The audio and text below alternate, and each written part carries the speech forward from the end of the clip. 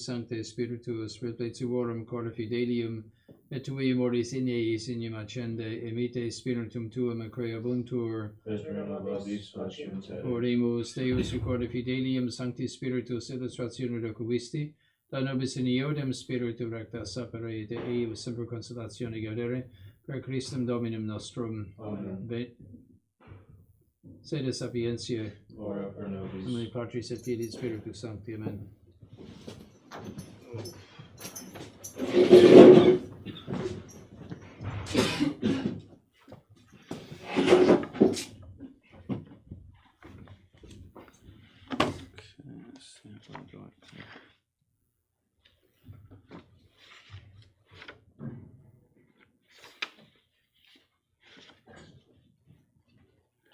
So we did these. All right. So, all right.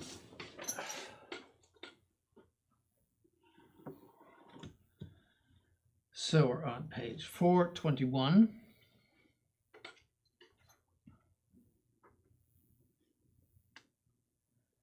All of these principles correspond to the four causes, and as St. Thomas says, are founded on the supreme principle, at least inasmuch as those who deny these principles can be reduced to absurdity, that is, to the denial of the principle of contradiction. Or those who doubt these principles can be led to doubt the supreme one. However, such doubt is absurd, for if something perhaps can simultaneously both be and not be, and hence simultaneously affirmed and denied from the same perspective, because that's what doubt is, it could go either way. That's what doubt is. Then this doubt can be simultaneously a doubt and a non-doubt.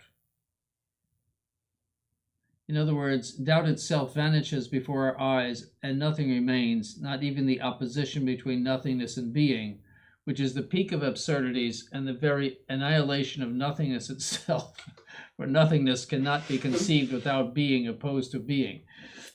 So you can't even have nothing. That's why, all of this modern philosophy is just rests on absurdity. So, pantheistic evolutionism must deny the first principles of reason. So the denial of the principle of efficient causality, say that the more is produced from the less, is to deny the principle of efficient causality. And we talked about that yesterday, the frog or the fish becoming the frog without a sufficient cause is absurdity. You see, it's denying the principle of efficient causality, which is reduced to denying the first principle of reason, which is the principle of contradiction. So it's just crazy. All evolution is based on that. Now, absolute evolutionism must say that the more is produced from the less.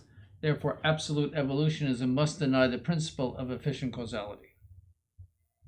Now, we will first prove the minor premise as follows. Indeed, according to absolute evolutionism, the real principle of all things is not from itself and eternally constituted and perfect, but on the contrary evolves.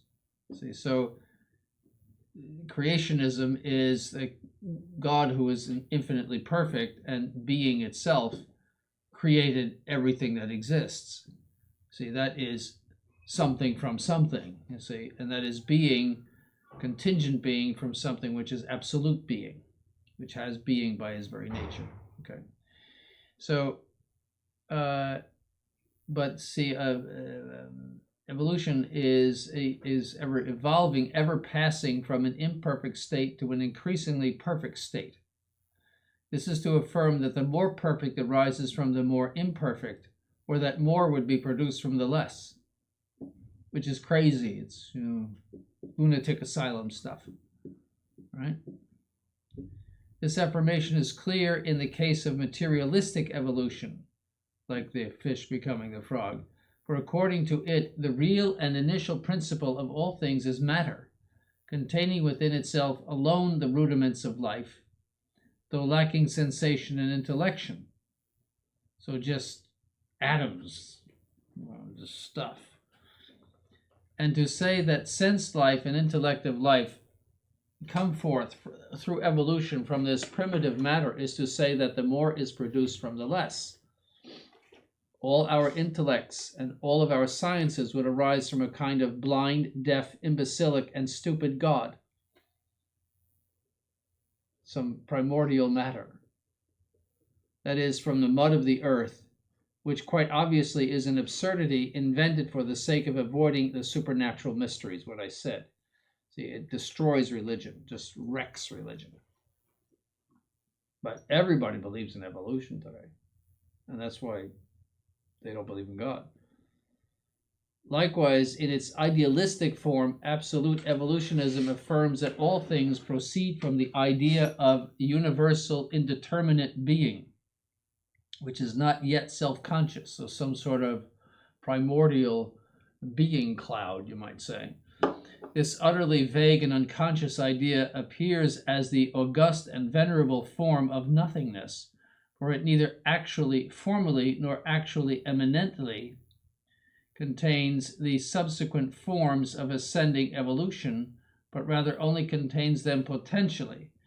You see, actually formally means, for example, God is formally wise. That is, he is really and truly wise, but he is only eminently frog, in the sense that all of the perfections of a frog exist in him eminently. In other words, that he could produce it if he wants. So there's any kind of production of life or any. He has the divine idea of a frog. You see, so that's in him eminently. He is not the supreme frog, obviously, right? But he has any kind of creature exists eminently in him through his divine ideas. Those are the blueprints, you might say, for the essences.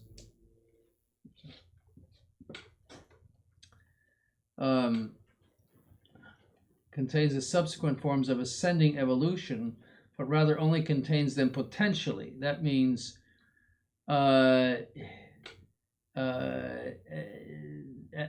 this whatever it is starts turning or churning, whatever whatever they think it does, it something like an acorn will produce an oak. You see, so the acorn potentially has the oak in it. You see. Therefore, for idealistic evolution as well, the more is produced from the less. So, so you can.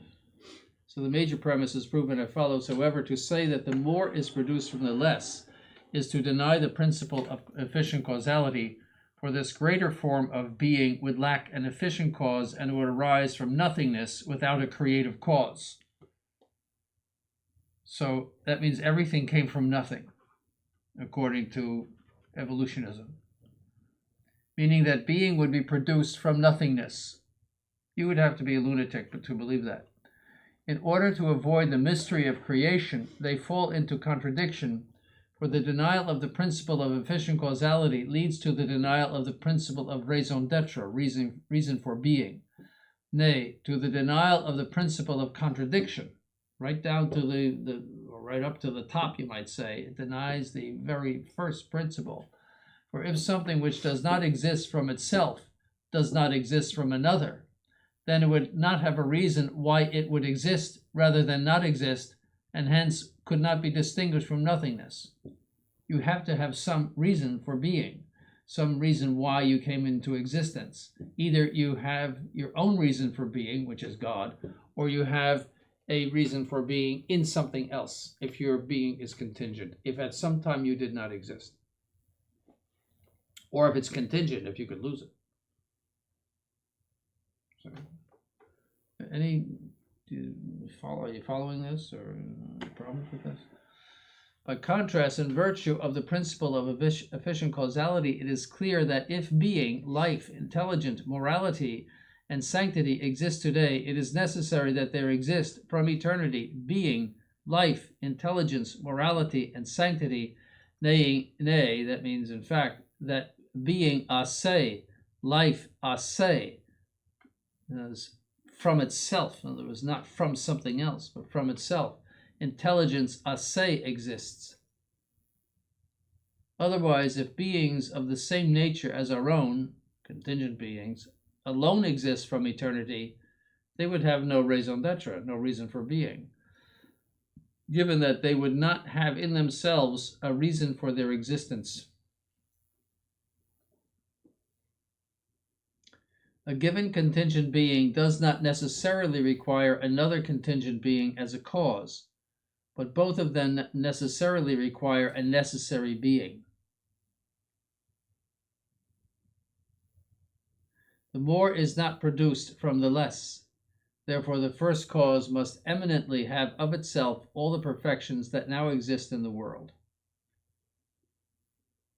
You'll see, have you taken De Deo Uno yet? You'll see that in the first five questions, or the proofs of the existence of God. It's the first part of De Deo Uno. It gets into all of this stuff. So this is really an introduction to it. But it is very metaphysical. You have to think about this a long time.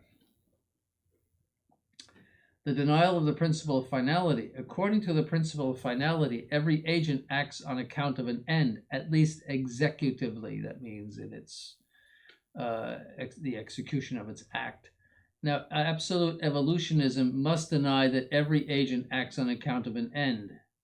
Therefore, absolute evolutionism must deny the principle of finality.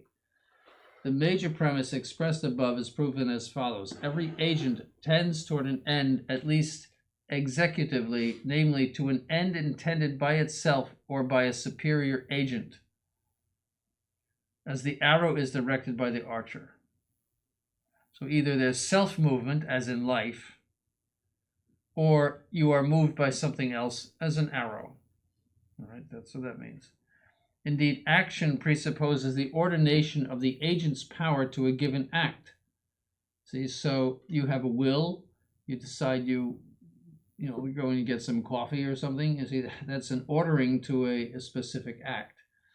Yeah.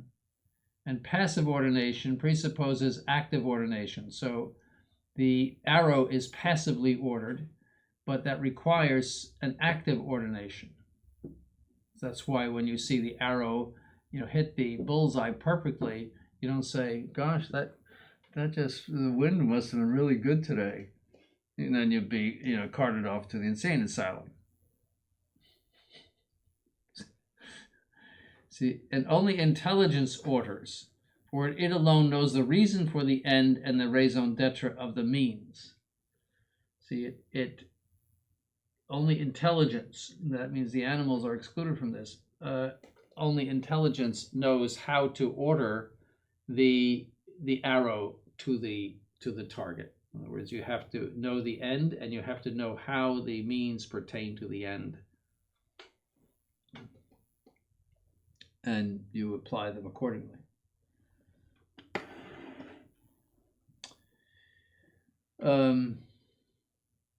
The minor premise is proven as follows. Absolute evolutionism must deny that every agent acts on account of an end, at least executively, that is, under the direction of a superior intelligence. Indeed, according to this system, an ordering intelligence does not exist a se from eternity. So there is this blind evolution. Who's in charge of the evolution? There's some blind thing. So then you have to say all of the perfections of creation have evolved from chance, because it's just blind chance. It's blind, which makes no sense whatsoever. It would be like saying a bridge was built by evolution. This is really crazy. Or the St. Peter's Basilica evolved into being. It has no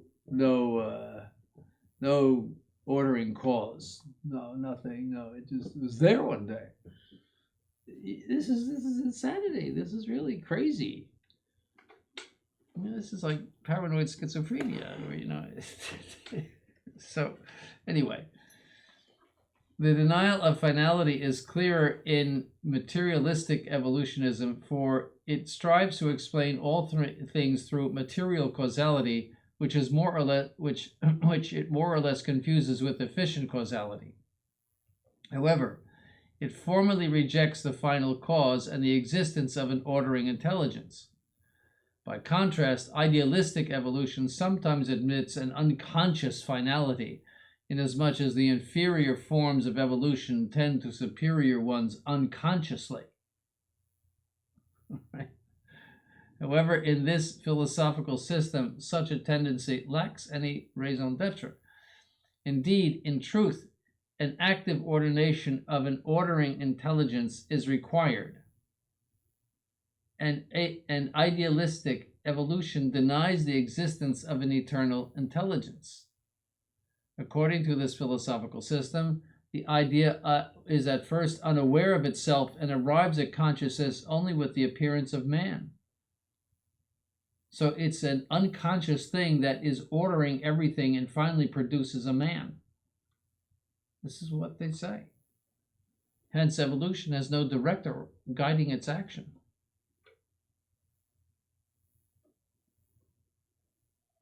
Moreover, the denial of the principle of finality leads to the denial of the principle of raison d'etre, reason for being, and to the denial of the principle of contradiction, as we said above.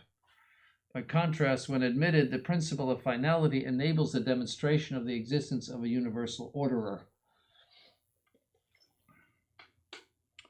Right. These arguments are important because when you talk to people who believe in evolution, everyone believes in evolution. It's the way you argue against them, that they are holding something that is totally absurd. But it's taught to them in universities and schools, etc. I mean, it is just accepted as true, and it's lunacy and insanity.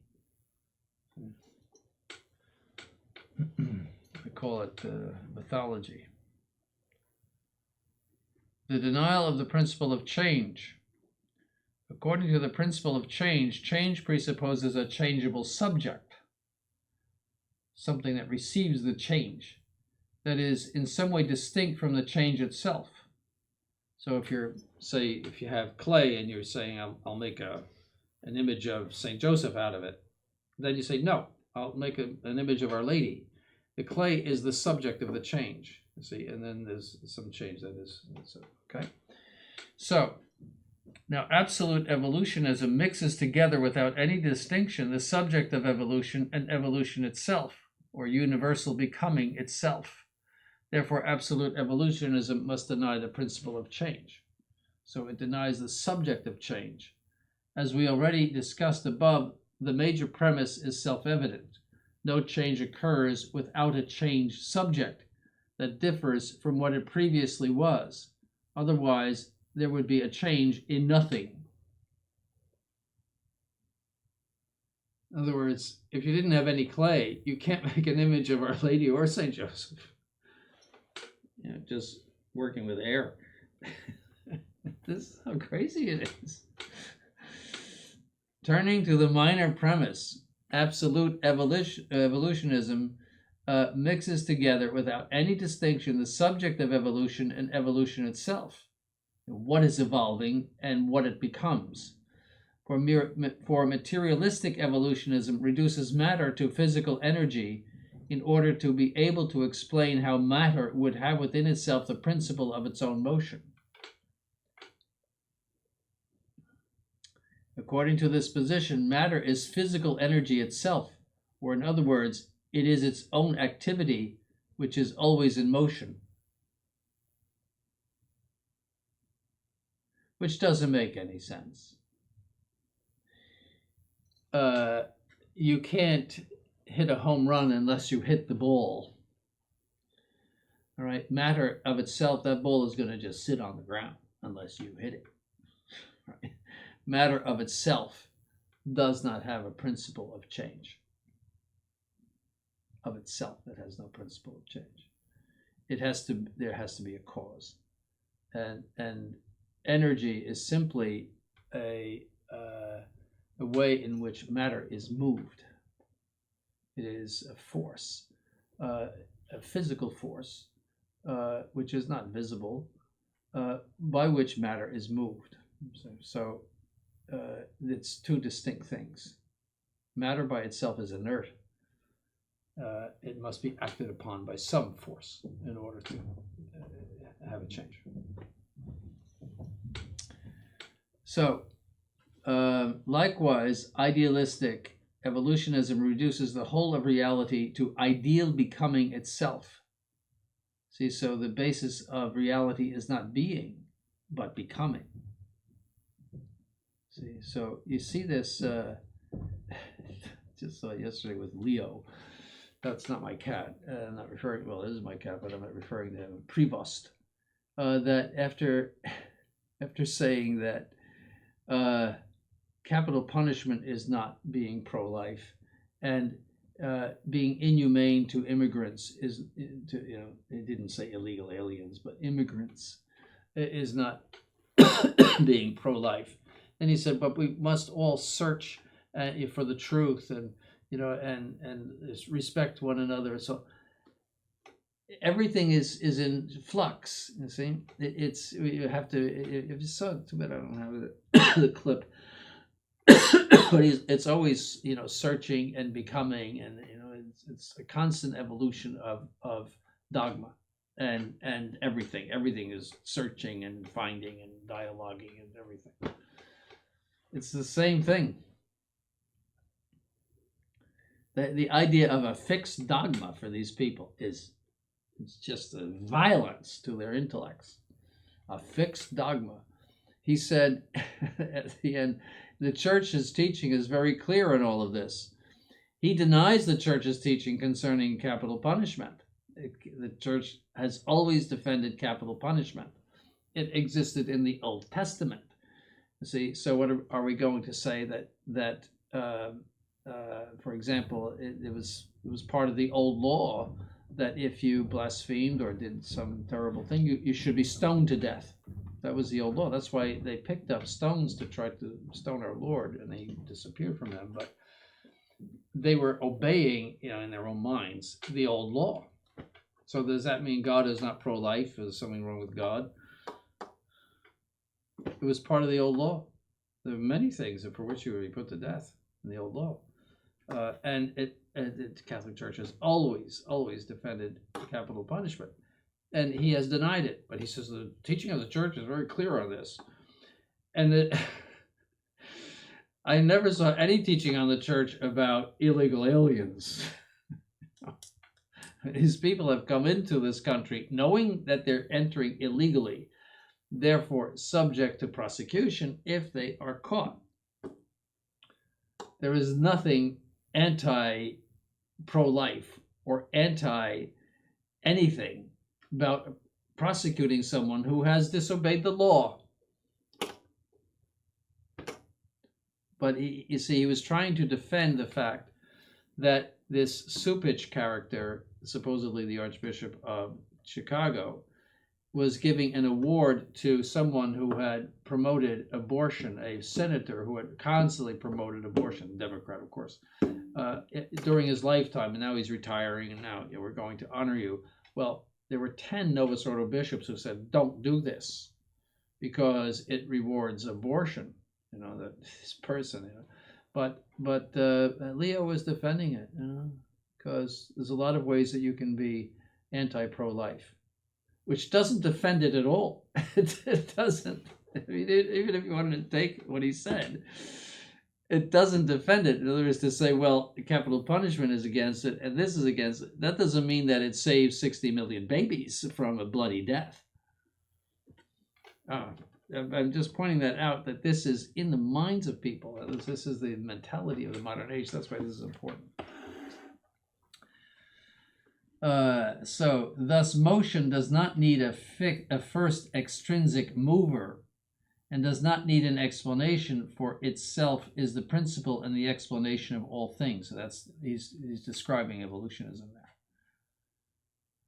Let's see, movement and becoming is the basis of everything. So we're all searching, got to search. That means the church doesn't have all the truth, because we're still searching. But then the principle of change is denied, and one must confess that there is a flow without any flowing subject, as though there were a flow without liquid or fluid, a vibration without air, flight without a flying bird, and the act of thinking without a thinking subject. Man cannot say, as Descartes wished to say, I think, therefore I am, but must instead only say in an impersonal manner, there is thought, as one says, and in an impersonal manner, it is raining. And grammar would then need to contain only impersonal verbs, that is, something is happening. See, in other words, the evolutionary spirit is moving. Against theism, theism means belief in God. Evolutionism objects God existing outside the world is nothing other than an abstract being formed by human reasoning. In other words, we have made up God. It's a figment of our imagination, ens rationis, illegitimately conceived of as an actual being. In other words, we've made a being out of something that is just in our minds. In reality, the notion of a subjectless universal becoming is what is only an abstraction. In other words, he's responding to that. This crazy idea of a subjectless universal becoming. That's an abstraction. It's only in Hegel's head. Only this motion in this mobile thing exists, not motion in general, for it would be something absurd, namely the flow of nothing. Is everyone following this? You have to think about it, you gotta process it in your mind. By contrast, what is required is a first subject for changes of sensible things, namely matter. The very notion of matter is something that can receive something else or become something else.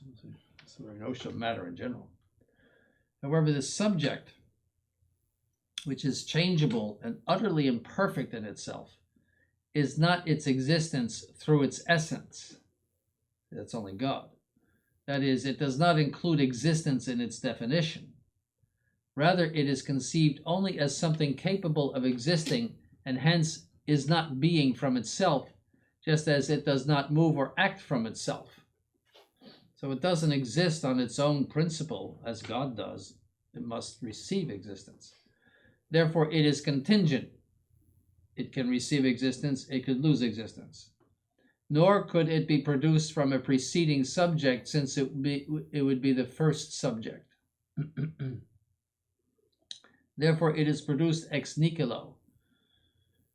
Finally, this production ex nihilo can only be brought about through an infinite creative power, for if the power of the agent is greater than the degree that the passive potency in question is more remote from the act, then the power of the agent producing something from no presupposed potency, as we find in the creating agent, must be infinite.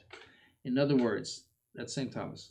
In other words, to go from being to non-being, non-being to being, nothing to something, you need an infinite power, because there is an infinite distance between being and non-being.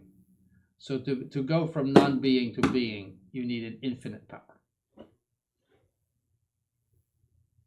Make sense? You gotta contemplate this stuff. You gotta.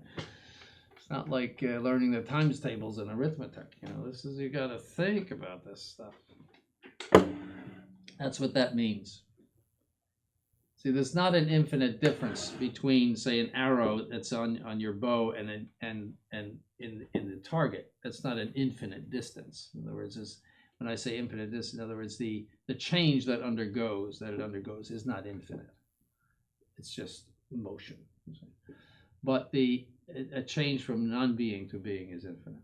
In other words, there's no partiality in it. So there's no previous subject that is made from non-being. There's no non-being as a subject like the clay. So it just poofs. by God's power. All right. Thus, there must be a creator agent outside of evolution, and evolution cannot be self-creative, for then there would be evolution without a cause, without a subject, and without an end, violating all of the first principle, many of them already.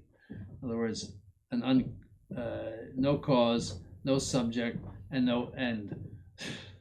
Final causality, material causality, and efficient causality, they all go out the window if you don't posit God, creator, agent. Right? Anybody lost? No? The denial of the principle of raison d'etre, reason for being. Absolute evolutionism cannot avoid this denial. For according to it, evolution itself does not have a raison d'etre, neither in another nor in itself. Indeed, it does not have such a raison d'etre in another because, according to such evolutionism, there is no transcendent cause existing beyond evolution itself. The transcendent means outside of evolution. There's nothing outside of it. So that's what transcendent means. Nor does it have a cause in itself, for evolution is motion, or the transition from non-determination to determination, or as Aristotle says, from potency to act. Motion is to go from A to B, go from New York to Paris. That's motion. See, so you're going from non-determination, you're sitting on the tarmac in New York, to determination, you're sitting on the runway in Paris. And you're in potency to Paris when you're sitting in New York. You're in act in Paris when you arrive there. So just getting right. Now, this transition does not have its raison d'etre in itself, for non-determination is not a determination, nor does it contain determination in itself eminently. See, in other words, in the way God may contain something eminently, like the idea of a frog, and etc. Potency cannot be reduced by itself to act. It is totally passive by definition, for then the more would be produced from the less, and being from nothingness. It is, by definition, it is impossible that it have act if it is potency. See, so if there's no fuel in the plane, you're going to sit on that tarmac for a long time in New York until it gets act going. All right.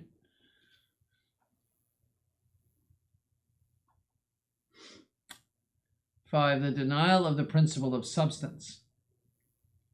According to this principle, everything that is a substance, or everything that is one and the same under its various and variable phenomena. In other words, that if there are appearances, there is something that is appearing. There are accidents that inhere in a substance. If it has phenomena, for a phenomenon is only that by which something is such and appears to the senses. You see, so you could have a substance like an angel that has no phenomena. Today's the guardian angels. Now, it can take on phenomena as it did with various apparitions. They speculate that the way an angel does that is by concentrating light. And that's interesting because they can do that now. That Disney did that. It was making figures by concentrating light, that's how they take on bodies. Is that they take on a body by means of concentrated light. It's interesting because they cannot really inhabit a body the way the soul does. They can't take on a body or be united to a body. It would be impossible physically for them. So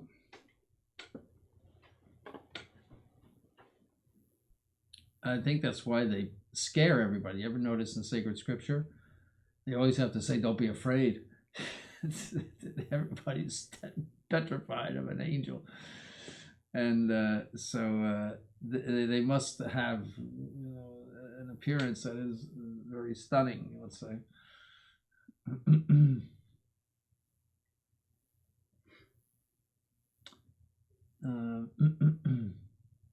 The appearances of a thing presuppose a thing that appears.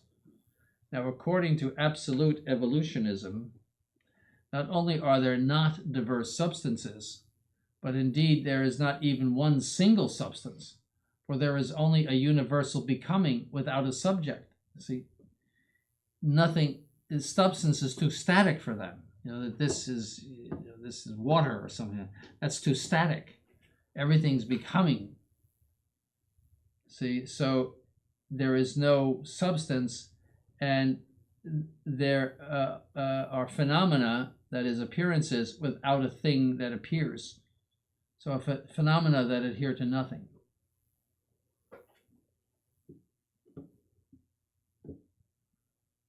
All right. The denial of the principle of contradiction or of the principle of identity, which are the same. Being is being, not let me get it exactly right. Being is not non-being. See, being is not non-being. That's contradiction, and that is said in a different way by the principle of identity. Being is being, non-being is non-being. All right. So, from the denial of the preceding principles, the denial of the supreme principle of reason indirectly follows, although this principle is even directly denied by absolute evolutionism. I told you what Hegel said about his students, that they still haven't figured out that the principle of contradiction doesn't apply. And if that's true, then he might as well shut up and burn all his books, because if it doesn't apply, then nothing he's saying means anything. In other words, you cannot deny it without affirming it. There is no such thing as the principle of contradiction. You're affirming it just by saying that. You see, so it's all sick and weird, all this stuff. Sicko is better term. Sicko. All right. Yet this is what operates the modern world. From the denial of the preceding principles, the denial of the supreme principle. Okay, we said that. Indeed, according to the principle of contradiction or identity, being is being and non-being is non-being. In other words, being is not non-being, hence every being is a thing. That is, something having a determinate essence, not many natures. So something cannot be a cat and a dog at the same time. If you were to say, well, that's both a cat and a dog, then you are carted off to the booby hatch. All right. Oh, really? It is. It was both a cat and a dog. Yeah, then you're ready for the booby hatch. That's what they used to call insane asylums, the booby hatch. Many other names. I forget some of them, right? And thus is something one and the same. You see. Now, absolute evolutionism denies the absolute opposition of being and non-being. See, that becoming is this mix of being and non-being, you might say. Saying that being and non-being are identified in becoming itself, consequently denying that any being has a determinate essence. This leads to the conclusion that God is one and the same reality with the world, and so is spirit with matter, necessity with liberty, truth with falsehood, good with evil, and justice with injustice. I'm citing Pius IX there, Syllabus of Errors. See, that all of those things are the same. There's no opposition. Therefore, absolute evolutionism must directly deny the principle of contradiction or of identity.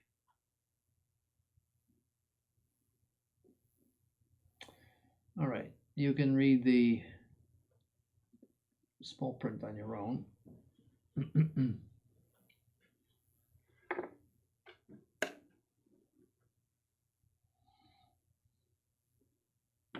Maybe we'll read. The major premise was explained above. The minor is evident from the definition of absolute evolutionism, in which God is said to be nothing other than creative evolution, with God in truth becoming himself. in the world and in man. So he is evolving and he's becoming himself in the world and in man. Hence, all natures are said to be the same, just as being and non-being are the same in becoming itself. Consequently, that which is true is not simpliciter true, but is only true secundum quid, that is, according to a certain aspect. That's what secundum quid means, relatively. Likewise, falsity is not simpliciter opposed to truth, but rather is only opposed to it secundum quid, according to a certain aspect. See, so you can see evolution of dogma in that. See that, so a static dogma. Just they can't even conceive of that, a static dogma. In other words, falsehood is only something that is less true, and truth is something that is less false. Hence, just as physical hypotheses concerning the nature of light or electricity are said to be neither true nor false, but instead suitable, temporarily useful for the sake of classifying phenomena. So in science, they do hypotheses. That means, it may be true. We'll see if it's true, if it pans out. And there's nothing wrong with that in science, because you don't know sometimes. You take a good guess. So too, the relativity of cognition would need to be admitted even for the first principles of reason. Well, they might apply, they may not. In that case, there would be no absolute and immutable truth, and it would not be true to say what is and what is not is not. Rather, we would need to say perhaps it is, perhaps it is not. Nay, probability itself would not even remain, for it is itself designated in relation to certitude. Finally, a relative falsity would of necessity lead to a relative truth, and vice versa, just as a thesis would lead to an antithesis, and so on ad infinitum. So what may have been true for the time of Pius IX is not true now. You see, we've evolved since, we know better. That's the way they say, we know better. We understand better now.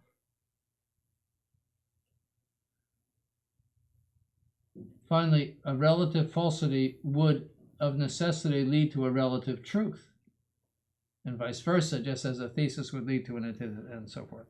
Hence, they say heresy is nothing other than a new dogma in the process of becoming, in according with the process of dogmatic development. There you have it. According to us, however, heresy is a dogma in a corrupted form, or rather, the simpliciter, false denial of a dogma, not merely a less true form. You see that? You get that with the, the ecumenism, that they have certain truths, and, these non-Catholic religions, and it is true, they have certain truths which they stolen from the Catholic Church. And but the idea is that there's a how would you say, a certain participation. We have the fullness of the truth, and they have. That's why that's why it's a true church, because we have the fullness of the truth. We are the privileged path. That's what Bishop Barron said to Shapiro. Shapiro gave him a perfectly good question. Why should I become a Catholic? What is special about it? Well, it's a privileged path to salvation. See, it's like the high road. It's the turnpike. It's nice, smooth. Whereas you can get there another way. It's all this stuff. So, likewise, evil would be only a lesser good, leading of necessity to a greater good, in accord with the absolute optimism of ascending evolution. No norm would remain fixed. Hence, the Church defends the laws of reason against rationalism when she condemns the modernist definition of truth. Truth is no more immutable than man himself, since it evolved with him, in him, and through him. That's synodality. Indeed, the modernists do not define truth as the adequation of reality with the intellect, which is the Thomist and common sense definition, but rather as the adequation of mind and life. See, what you live is true. That's why you had the LGBTQ procession into St. Peter's Basilica. They're living, what they're living is true for them. Indeed, yes. However, this life is human life, which they hold must forever change, as though instability were not a defect, but rather a perfection, and as though stability, firmness, and constancy were inertia, sterility, and death. So Bergoglio would constantly call us rigid. Saying we're rigid. That's a 1960s word for people who believed in God and believed in the immutability of the Catholic faith. I remember it. I was called rigid all the time, and proud of it. And but that's see, it's like something dead. It's like a stone. Yes, another professor. Dogma. The Catholic notion of dogma, or the traditional notion of dogma, is like stones coming down from heaven hitting your head. That's what he said. He was crazy. I mean, he wasn't crazy, but he was very, very modernist. It was 1967, around there, 68. So that's how far back ago. Hence, absolute evolutionism denies all of the first principles of reason, as well as the four causes correlative to these principles, for it holds that there is a universal becoming without any subject. See, so it's like no clay. You're making a statue with no clay. Without an efficient cause, there's no one making the statue. Without an intended end, and there's no end involved, you're making it into nothing. In other words, there's no fixed end, a Virgin Mary or St. Joseph. It's just becoming whatever it is. Indeed, in this becoming, all contraries and contradictories are one. This is exactly what is expressed in the first proposition condemned by by Pius IX in the Syllabus of Errors. By contrast, by virtue of the principle of contradiction or identity, we can prove that the first cause of all things is identically and formally self-subsistent existence. Boy, you have to say that 10 times fast. In whom essence, existence, action, understanding, and willing are all the same. See, he is identified, God is identified with his essence, his existence, obviously, his action, his understanding, and willing are all the same. He has no faculties. In other words, you have faculties by which you know something, you do something, etc. Your hand is a faculty, your arm is a faculty. Everything is identified with his essence, and you'll learn that in De Deo. This is the loftiest verification of the principle of identity. See, he is everything that he has, quote unquote. We have, he is. What we have, he is. See? Indeed, if the first cause were not unreceived, self-subsistent existence, there would be in it a composition of essence and existence. See, his essence, which is that by which you are a human being, is different from your existence. In other words, your active existence, the fact that you are here and are breathing and alert, well, more or less.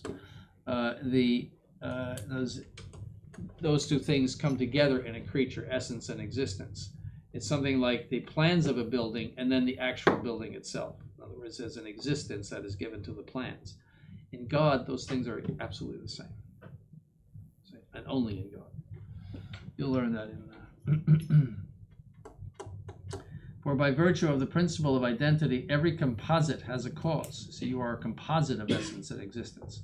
For those things that of themselves are diverse do not come together in some one thing except through a cause joining them together. So, for example, the image of the Virgin Mary in marble, those things have to come together by means of a cause, and that is the marble showing the Virgin Mary by the action of the sculptor.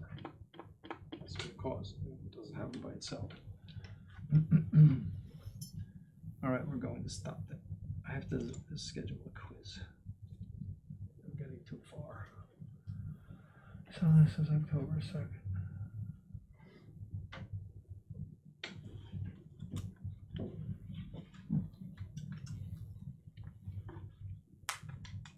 We're slowly getting to the easier part. And a little bit more interesting. I mean, this is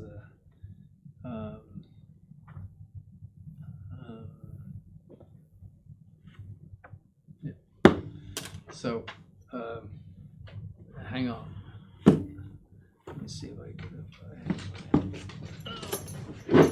Well, not yet. Just let me. You can sit down. Just want to see if I have my study guide here. I don't think I do.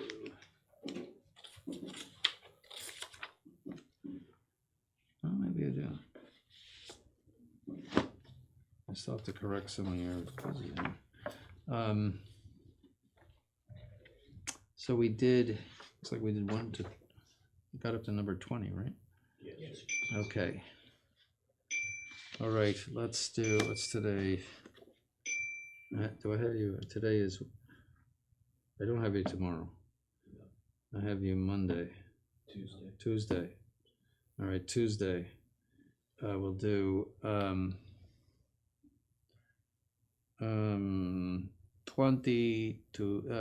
21 to 25. All right. Okay, let me write that down. Otherwise, I'll forget it. I'm doing all my other stuff.